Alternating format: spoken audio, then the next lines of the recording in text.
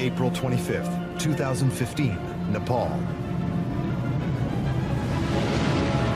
In just seconds, a devastating earthquake kills more than 8,500 people, leaving countless more homeless. We both went in the doorway and we just held on. On Mount Everest, the quake unleashes a massive avalanche. It was like a rolling cloud coming to bury you. I really thought, is this the end?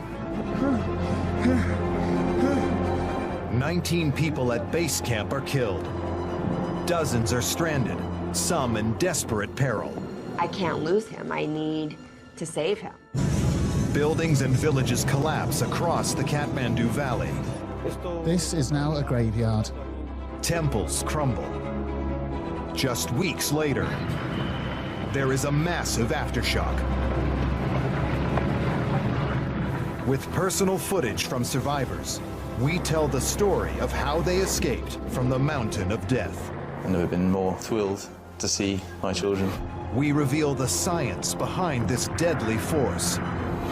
We ask why so many buildings collapsed, and whether such a disaster can be avoided in the future.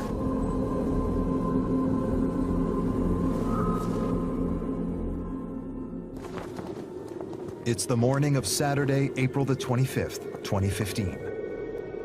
High on Mount Everest, the climbing season has begun. Around 600 mountaineers are relaxing at base camp, while others have started their ascent up the mountain. In the Kathmandu Valley, below the Himalayas, tourists are trekking through ancient landscapes. Nepal is a spiritual country, the birthplace of Buddha, and home to hundreds of Hindu temples and cultural treasures. In the capital, Kathmandu, it is a day like any other.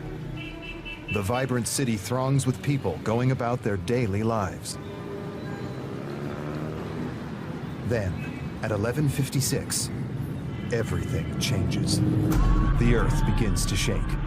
An earthquake measuring 7.8 sends powerful shockwaves across the country.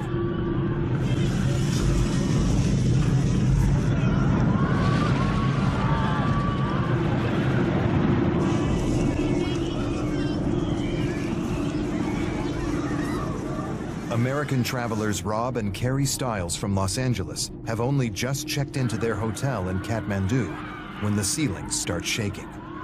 At first I thought it was just like flimsy ceiling, somebody walking above me. And he looked at me like, whoa. We both went in the doorway and we just held on and we were looking at each other and it was like being on a boat. I mean, we were really like rocking back and forth and back and forth. Other people were coming out of their hotel rooms and they were saying, what is going on? What is going on?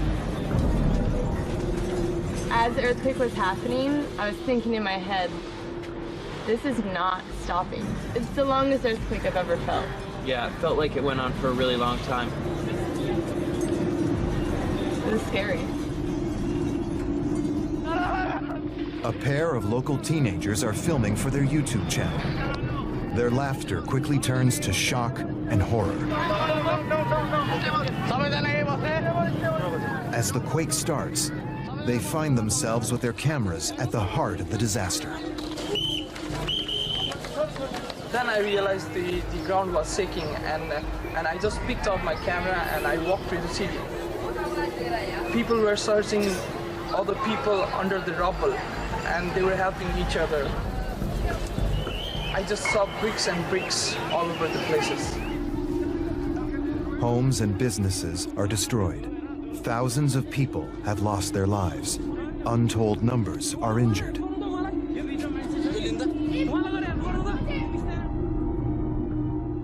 The landmark Tharara Tower is a high-profile victim of the quake. Many ancient religious temples literally fall apart as the earth shakes.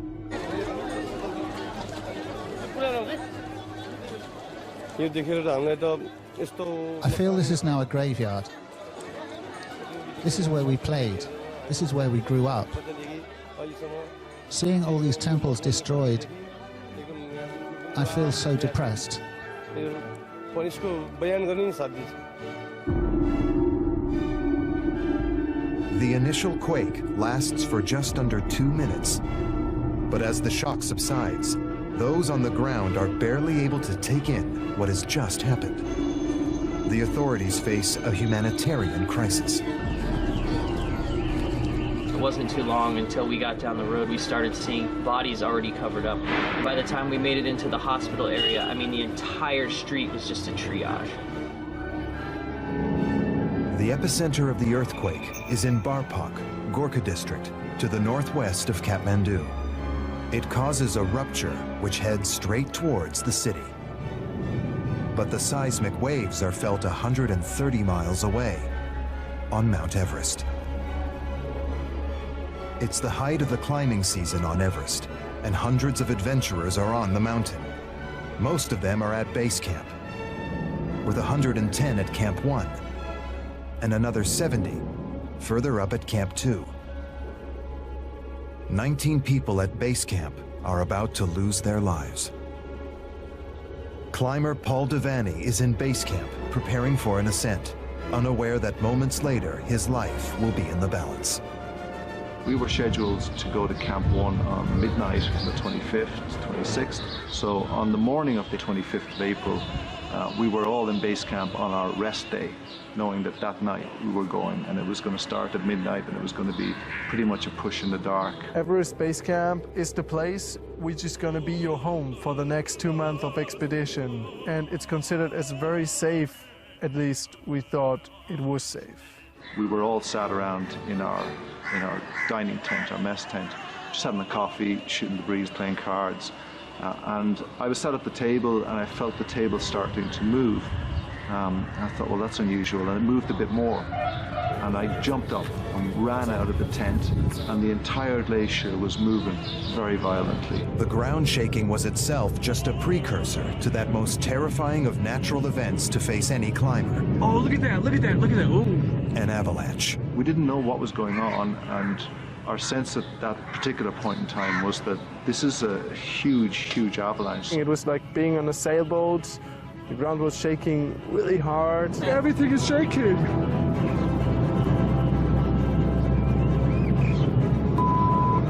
The whole ground is shaking. Then suddenly I saw people running away. And I turned around and I saw this massive tsunami made of ice coming towards us. It was hard to make out where the wall stopped and where the grey sky began. It just seemed to be as high as we could see and traveling at incredible speed, and it just kept coming. Our only option available to us at that point was to jump into the tent we'd come out of. Whoa, inside!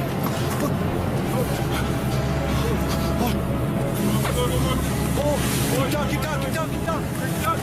Under the table. We knew there were tables and chairs in there that we could hide under, and it might give us some protection. Normally, you wouldn't jump into your tent. Normally, if you jump into your tent, there's a chance you'll get buried in your tent, but this was a rather large structural tent. Close the door! Oh, wow. And we could feel the energy of it then smashing against the side of our tent. I even remember there was this 1 second where I was thinking, does it even matter if I run now?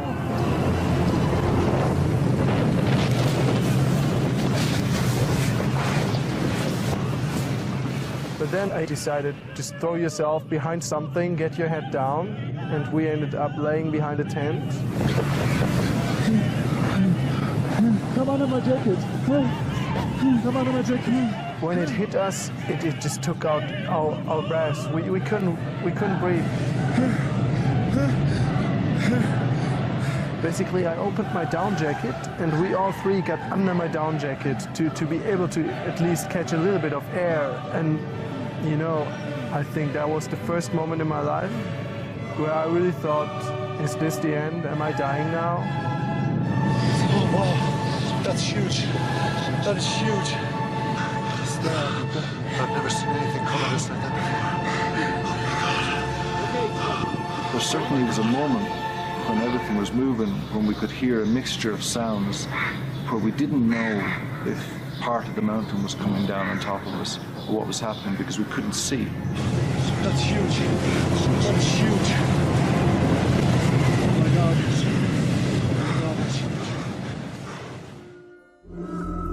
the 25th of April 2015, an earthquake of 7.8 magnitude strikes Nepal, causing a massive avalanche on Everest. At base camp, the home for anyone making an attempt at scaling the mountain, the destructive force of the quake is just beginning to reveal itself. Mountaineers Joost Kobush and Paul Devaney are at base camp when the huge ice surge strikes. I turned around and I saw this massive tsunami made of ice coming towards us.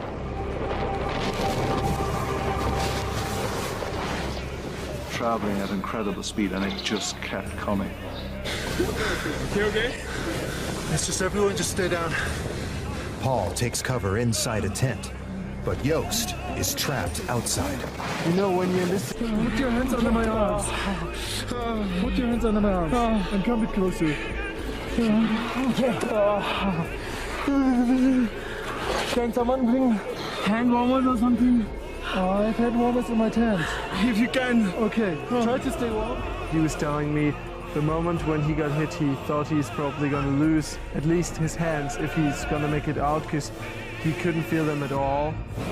Try to stay warm. There was a nice cover and everything. And then I went out to catch hand warmers to warm up Gunther.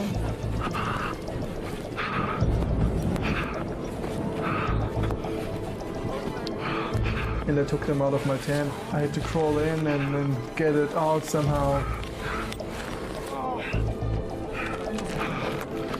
Excuse me, excuse me, excuse me, excuse me, excuse me. Gunther? Yeah, hand warmers. What was that? Was that an earthquake? Must be. Back in the large mess tent, Paul is saved by sheltering under a table. Did you see Paul? Yeah. It was coming. Oh, I saw it. But they quickly realize that not everyone has been so fortunate to escape unscathed. What the hell is just happening? Oh my God. Base camp is decimated. The ice avalanche obliterates vast swathes of the tented community that has been home to around 600 people. Joost and Paul are among the fortunate ones, narrowly escaping death. We were only maybe about 50 meters outside of our camp when we started to see the extent of the destruction. It was like something, maybe a combination of a tornado zone and a plane crash, because we could see personal effects everywhere. It's just a mess. It was like a battlefield. And then within a couple of minutes, the radio started to crackle, and our guys, our Sherpa, got a call to say that there was help needed. Yeah. The team is okay? Someone came across from the center of camp shouting that if anyone can lift people and carry things, to get over here right now. But there were no tents and there were no camps, and as we started to walk a little bit further, it got worse and worse and worse, and miraculously the medical tent survived. And by the time we got there, the various Sherpa and expedition folks were ferrying the most seriously wounded that they could find to the medical people. And so at that point we were taking instruction from the medical folks. What do you need us to do? So everyone at base camp, whether you were Sherpa or climb, whatever, everyone was carrying people, carrying supplies back, carrying water to the medics, and getting involved for the rest of that day. As the day wears on, the number of deaths rises to 19. It ends up being the highest death toll ever in any single incident on Everest. Sherpas, cooks, climbers, and a doctor all perish at base camp. Some of the survivors begin to ask, why has it been so deadly? Environmental geographer Dr. John Kodrowski had been taking photos of the surrounding mountains the day before the avalanche. His photos reveal part of the avalanche's deadly secret. Repeat photos that I have show it very well just on initial review, is looking at this couple of jagged points of ice, and then the after photos, it's gone. John Kodrowski's photos reveal that the earthquake causes huge blocks of glacial ice to break off and plummet down the sheer cliff face.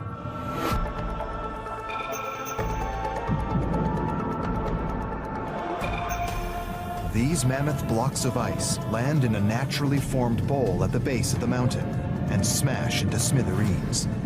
The impact sends millions of pieces of ice, rock, and debris flying across base camp with terrifying force. The injuries were more of something that you'd see like in the Midwest after a tornado, or like in Florida after a hurricane. People getting physically picked up and tossed for hundreds of yards and then getting hit by rocks. There was a man impaled by a tent pole that I witnessed. So there was these really strange injuries that you wouldn't normally see in an actual avalanche. So it's a totally different type of avalanche. As the death and destruction on Everest becomes ever clearer, in Kathmandu, the extent of the devastation is only just beginning to register. We have taken out 13 dead bodies and we have rescued 6 people. We think about 13 to 14 bodies are still inside the rubble. Thousands are injured and hundreds of bodies are being pulled from the rubble. Rescue operations are hindered by blocked roads and unstable buildings falling apart. As soon as the earth stopped shaking, we ran out of our hotel to see what was going on, and there was just a sea of bricks in our alleyway. People crying, people terrified, people confused. Each block we passed opened up a new door to us of like just how bad the damage was. People were rummaging through bricks, and it wasn't too long until we got down the road we started seeing, bodies already covered up. We're talking 30 minutes or so after the quake. And it was just pandemonium. As the city of Kathmandu struggles to cope with the effects of the earthquake, news begins to emerge of catastrophic destruction in the surrounding valleys. Langtang Valley is one of the most spectacular regions in Nepal. Its intricate network of footpaths carved into the foothills of the Himalayas lay a trail for hikers. Academics Haley Saul and Emma Waterton are conducting research in the valley. In a stroke of luck, they leave Langtang village earlier than planned, a decision that will ultimately save their lives. Less than 2 hours after they leave the village, the earthquake hits, causing destruction along the entire Langtang Valley. Big earthquake struck. There were at least 2 landslides. And if we'd been anywhere on those landslides, we would have just been gone, swept away.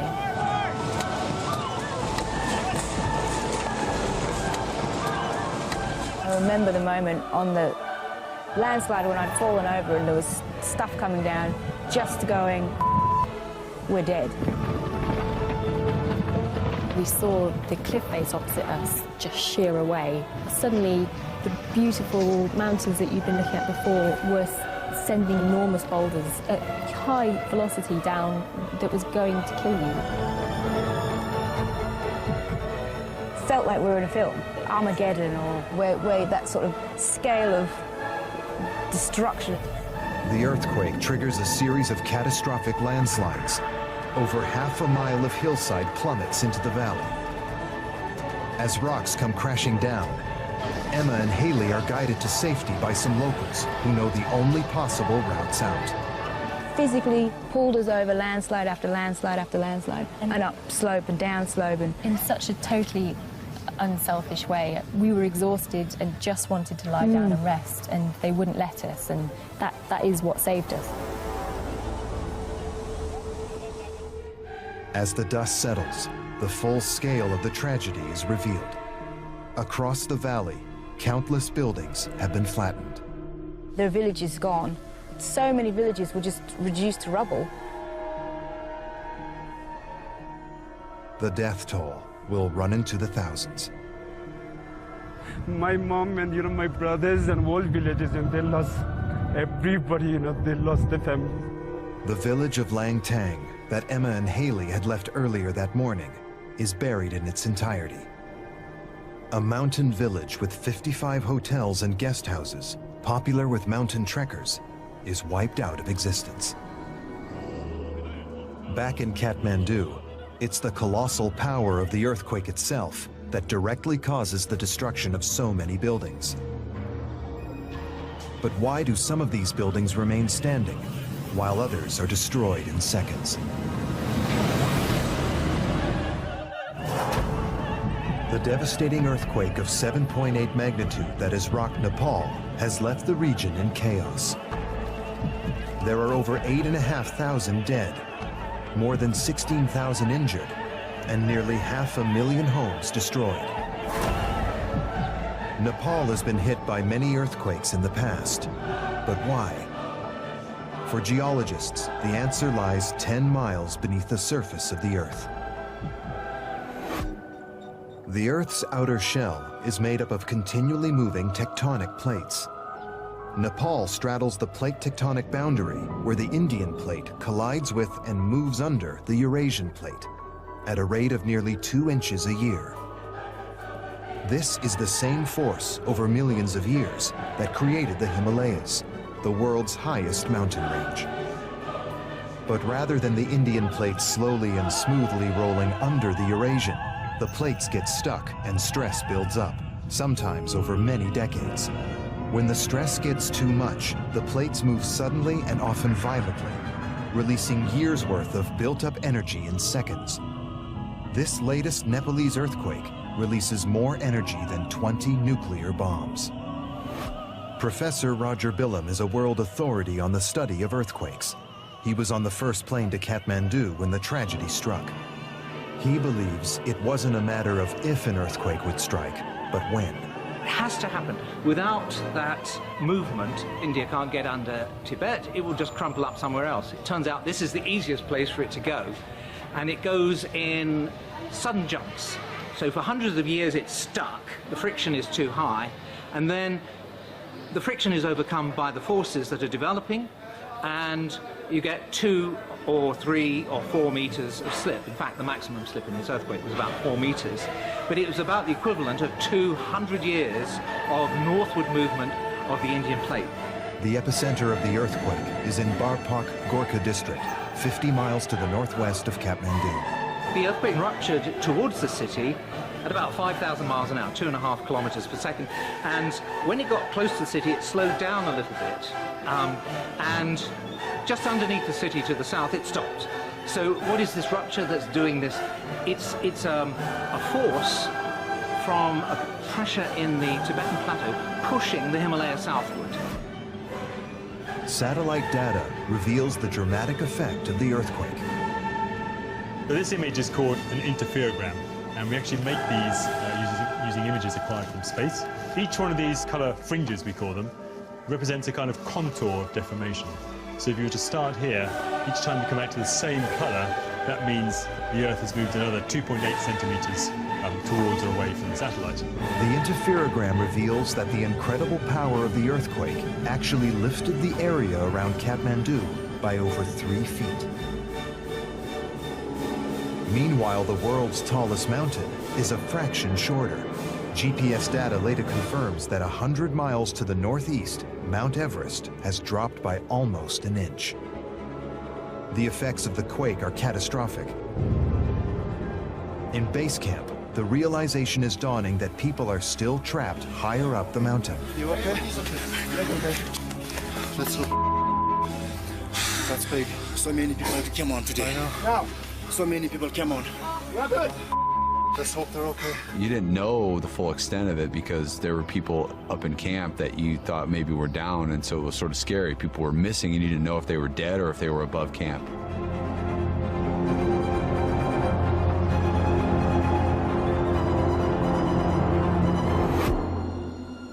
British climber Dan Wallace has left behind his wife and 3 children to accomplish his lifelong dream of conquering Everest. Any final words? Having climbed up through the Khumbu icefall in the morning, Dan makes it to Camp 1 by the time the quake strikes. There were about 70 people at Camp 2, and they were safe and secure, and there were 110 at Camp 1 who were less safe. In addition to the deadly ice avalanche at base camp, the earthquake has triggered a number of other avalanches blocking routes up and down the mountain. Camp 1 is built on a glacier. It is surrounded by crevasses, and at any time it could be taken out by an avalanche. So that was very much at the forefront of our minds, that at any moment Camp 1 could go while we were in it. But because of the excess snow from the avalanches, there was no route up to Camp 2 anymore. That was either destroyed, the rope was either destroyed, or new crevasses had opened up. It was as these reports were coming out, we began to realise that we were now stuck. That clearly a huge amount of trouble was going on down at base camp. We were warned that there was going to be a period of time that we were going to be staying here. It was now a case of survival.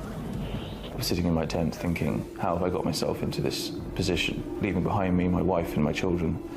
And all I could think about was how foolish I felt that all those people had said it was a silly expedition to go on were right, and I'm sitting here with no control. And it was the lack of control that adds to the fear. At any time there could be another aftershock, at any time there could be another avalanche come down, and that could be the end. While Dan is stranded in Camp 1, further up the mountain are father and daughter team from Utah, Randall and Haley Erkenbrack, having previously been to base camp. They have now returned to conquer the summit, something 59-year-old Randall has dreamed of since childhood. They are an hour's climb below Camp 2 when the quake strikes. It was terrifying. I seriously thought I was done, like my life is over right here. The guys I was with said, don't look back. I looked back, and it was like a rolling cloud coming to bury you. They survive the avalanche, but as they reach Camp 2, it becomes obvious that there is something seriously wrong with Randall. When I hit Camp 2, I was extremely exhausted. It was one foot after another, just trying to get there so I could recover. He stumbles in and he kind of like collapses on the ground, throws his backpack, and he's like, I can't breathe. Randall is suffering from high-altitude pulmonary edema, which is fluid accumulation in the lungs. It is the highest cause of death related to high-altitude exposure. Without enough oxygen in his blood, his body is starting to shut down. It's a necessary thing that you get medicated and get lower in elevation, because even with oxygen at higher elevation, your chances of survival are not good. There are 70 people stranded up at Camp 2 with enough supplies to survive for several days. But Randall only has enough oxygen for around 12 hours. With base camp knocked out, they have no idea when the rescue helicopters will reach them. I was actually feeling full of liquid, dying. I couldn't stay there. Meaning the longer I stayed there, the more deteriorated I got. His daughter Haley helps to keep him alive throughout the night by making sure his breathing is regulated. I laid there all night and listened to him breathe to make sure every breath, in case he were to stop breathing, I could react. It was a terrifying night. I felt this huge responsibility, like I can't lose him. I need to save him. It's not acceptable to die here, and I'm not gonna. So I'm gonna somehow get the hell off here, and for my family. The longer Randall stays at that altitude, the worse his edema gets. Without a helicopter off the mountain, Randall could be dead in hours.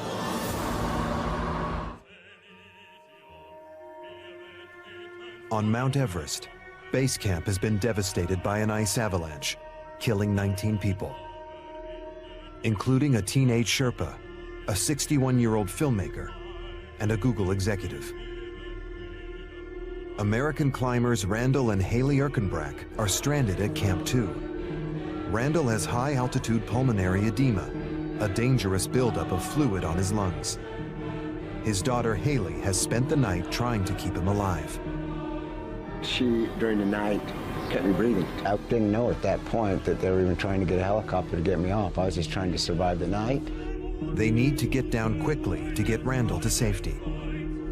But avalanches and aftershocks have knocked out the essential ladders and rope systems along the Khumbu icefall, their only route down to base camp. Helicopters are the only lifeline. Haley and the other crew got my gear, helped me put my shoes, and walked me a couple hundred yards to where they'd made a makeshift helicopter pad on ice, and we sat on a bag and waited. After an anxious wait, a helicopter arrives and begins the perilous journey to get Randall down to a safer altitude and urgent medical care. The pilot was very brave. He was going along the side of the mountain Everest trying to watch the mountain circle, and finally we got to base camp. The next morning, helicopters were working all of the time, getting the seriously wounded out first. But flying helicopters in the Himalayas is a dangerous business. Because of the thin air, rotors don't create as much lift, meaning they cannot carry very much weight. 180 stranded climbers had to be rescued 2 by 2.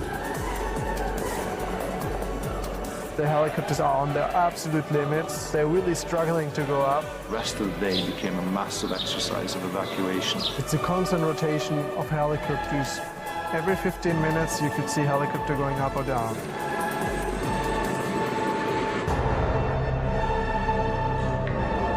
British mountaineer Dan Wallace has been evacuated by chopper from Camp 1 to base camp, where he is now waiting for a second helicopter to take him to the safe zone. There were helicopters still moving up and down. There became a slot available on a helicopter.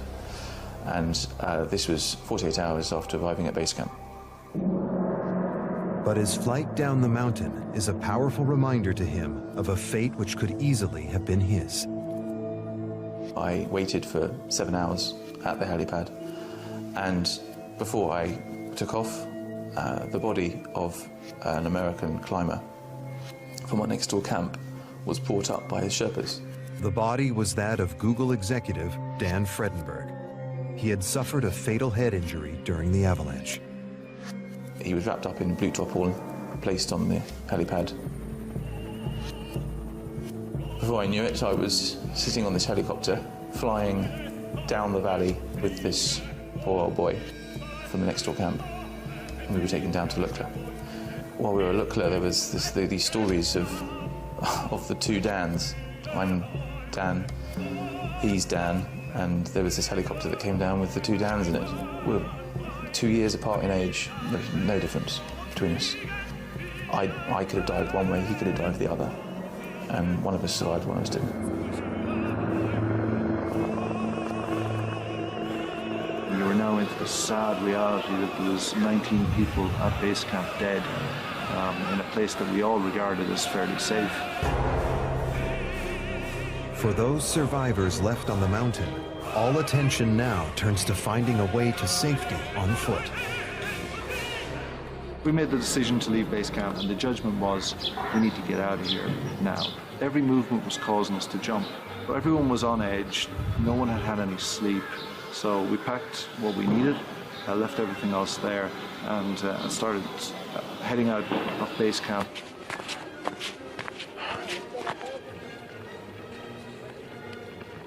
But as they begin their trek, they are unprepared for the scenes that lie below. On the way down, I already saw that it was much, much bigger. We were only a small part of it in Everest Base Camp, and I knew before, but that was the time when I realized that everything was just so much bigger. I didn't know how to feel about going to Kathmandu, to be frank, because what we experienced was a kind of a little microcosm of the bigger tragedy that was going on in the country, and we were aware at that point, you know, that there was 5,000 plus people dead. And we were aware that quite a lot of that number was in the Kathmandu Valley.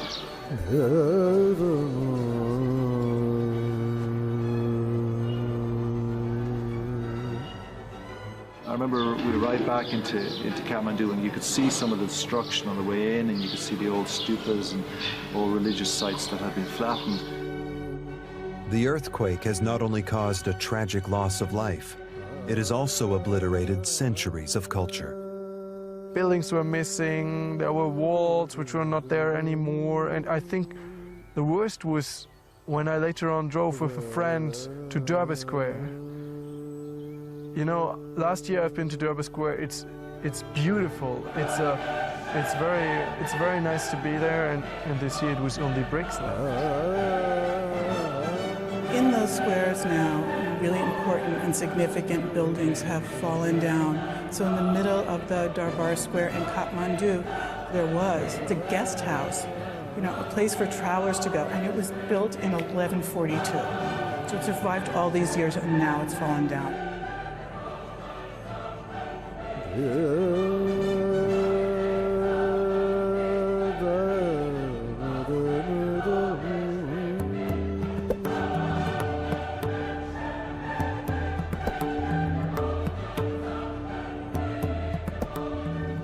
Nepal is the birthplace of Buddha and was awarded UNESCO World Heritage status for 4 regions, making it one of the most culturally significant places in the world.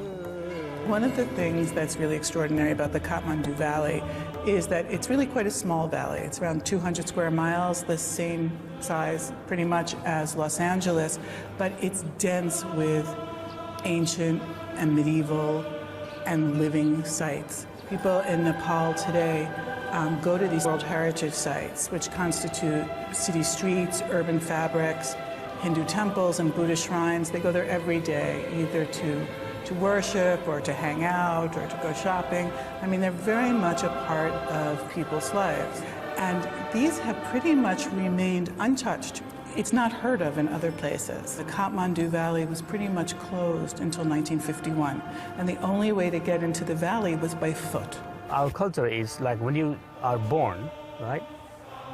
You follow the culture until the death. To perform all these cultural traditions, one has to go to the temple. Behind these rituals, that is all about the God. Where do the gods live? Gods live in the temple. On April 25th, in less than 2 minutes, centuries of history and culture are reduced to rubble.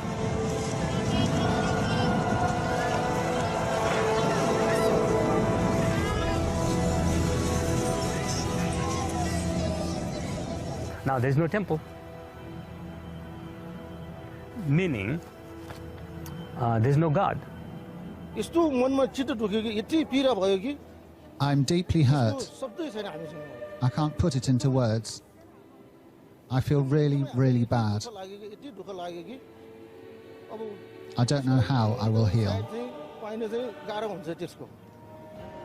But the people of Nepal are about to be dealt another blow. This time in the form of a powerful aftershock, which will again cripple the region. May 12th, 2015, 2.5 weeks after a 7.8 magnitude earthquake hit Nepal, a massive 7.3 aftershock rocks the Kathmandu Valley again. The epicenter is close to the border of Tibet. In a cruel twist of fate, the worst damage is done in the same valleys devastated by the first quake. The already overstretched rescue services have to travel even further afield to even more remote areas. The world rallies to help Nepal, sending aid relief and rescue workers. But the tragedy takes even more lives. 6 U.S. Marines helping with rescue missions are lost along with 2 members of the Nepalese military when their helicopter crashes near Sherikot. It's estimated that more than 8 million people in Nepal have been affected by the disasters. As the authorities struggle to contain the humanitarian crisis, back in the capital of Kathmandu, the clear-up continues. Kathmandu's very legacy as an ancient crossroads means that there are many old buildings which were built long before the science of earthquake-proof construction. It's not earthquakes that kill people, it's the buildings. Build your buildings well enough, they can withstand any earthquake. If you put the same magnitude earthquake in LA with a much higher density of people, you will still probably have significantly less loss of life because of infrastructure. The worst kind of buildings, and we saw this in the Nepal earthquake, are old brick-type buildings. Reinforced concrete buildings are better, and in fact in Kathmandu you see many examples where the newer reinforced concrete buildings did stand up. If you brace the corners of buildings, you can withstand an earthquake. Places like Nepal need our help because in many respects they don't have the wealth and they haven't generated the political will to insist on and generate infrastructure that is universally safe. On the streets of Kathmandu, earthquake expert Roger Billen surveys the earthquake damage firsthand. There are 4 steel struts through there that are holding that concrete pillar together, and it's just insufficient to withstand the enormous heave that occurred during the earthquake. In a small aftershock, they will in fact, this building could come down. What they will probably do is demolish it from the top down, but that's difficult because that will increase the amount of lean. So they'll have to prop the building up halfway. Incredibly dangerous undertaking. I really don't envy the people that will do it. Older buildings in Kathmandu are badly damaged, but out in some of the villages, there is total annihilation. The epicenter was in the mountains, where earthquake-resistant structures are really rather rare. And the message about buildings that won't fall down in earthquakes is really difficult to get out. The earthquake and its subsequent aftershocks have altered the entire topography of the region through a series of deadly landslides. And the impending monsoon season seems certain to compound the problem. You tend to find thousands of landslides in the mountains.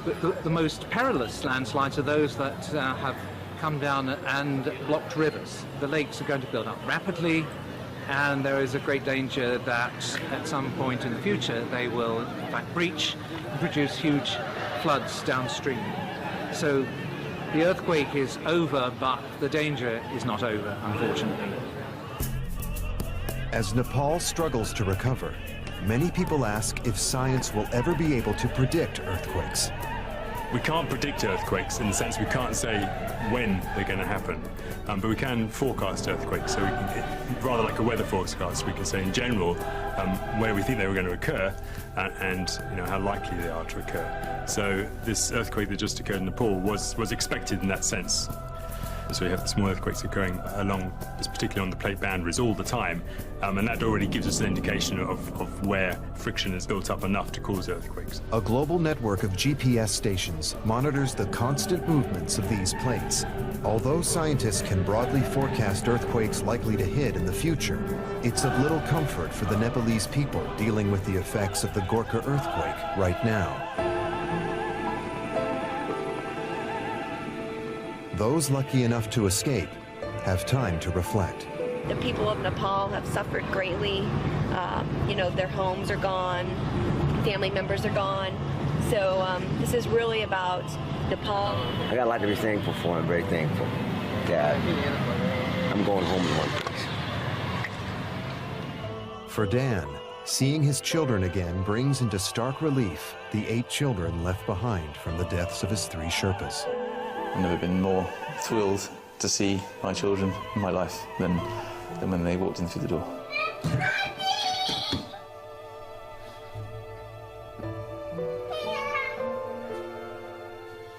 People have been climbing mountains forever, and they've always had their own reasons, and Mallory famously said, it's because it's there, that's why you do it.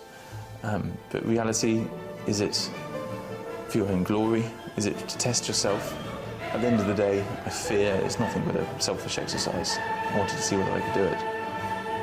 It shouldn't have been a wild adventure. It should have been a nice, safe summit. It hasn't worked out that way. As the tourists flee the quake zone, the focus in Nepal shifts from rescue to recovery.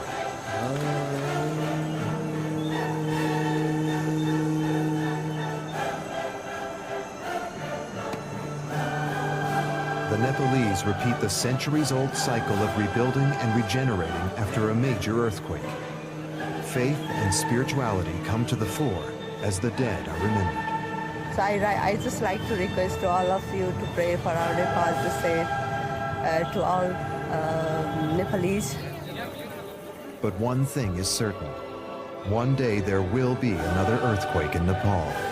It's not if, but when.